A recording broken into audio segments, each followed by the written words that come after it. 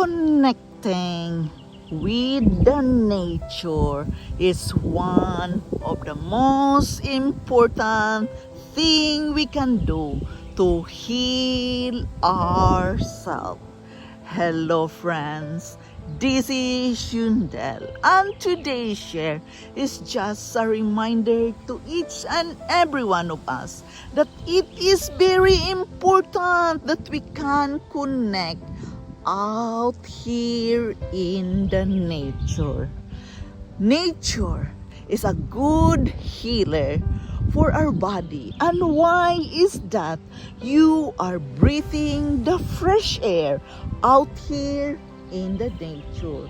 Like here by the river, you breathe good air and your mind will be calm when you can stand by here by the water.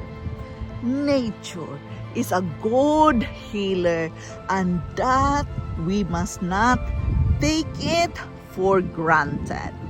I am sharing this with you because many times in my life here in foreign country, it's very difficult to handle things.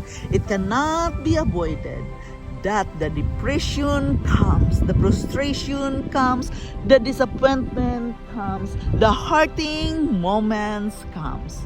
And the way I comfort myself is going out here in the nature, taking a walk out here in the nature is really a good feeling for me to handle things. Believe me, nature is a good healer for our body. So do not take for granted. Nature is very important for us to breathe, for us to have that good feelings. When you're sad and lonely and you are going out here in the nature, believe me, you will feel good with yourself. Your mindset change the moment you are taking a walk out here by the nature or by the water. Spend some time with yourself out here in the nature. Go out from your doorstep and use your time, a little bit of your time every day, to be out here in the nature. It will help you to turn a hard day into a good day when you can use the nature to comfort yourself. Yes, you must do simple things for your life in order for you to feel good.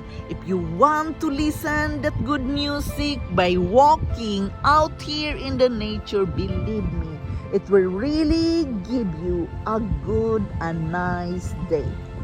We must understand the importance of the nature and connect with it.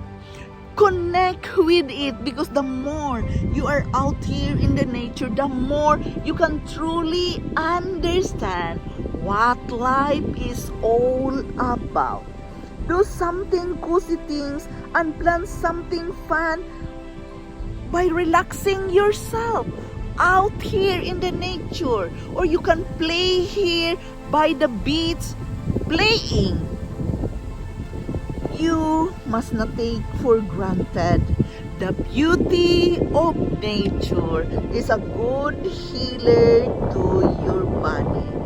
Take a breath and enjoy the freshness of the nature. When you can do that, you can easily solve a problem and overcome an obstacle what you are facing right now.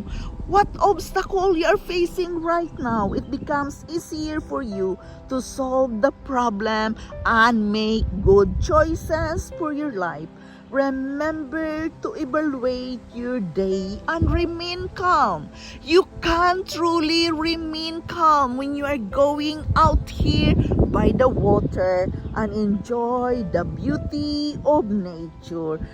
You can have a positive mindset at the end of the day when you can use the nature to be one of your healing process of your situation.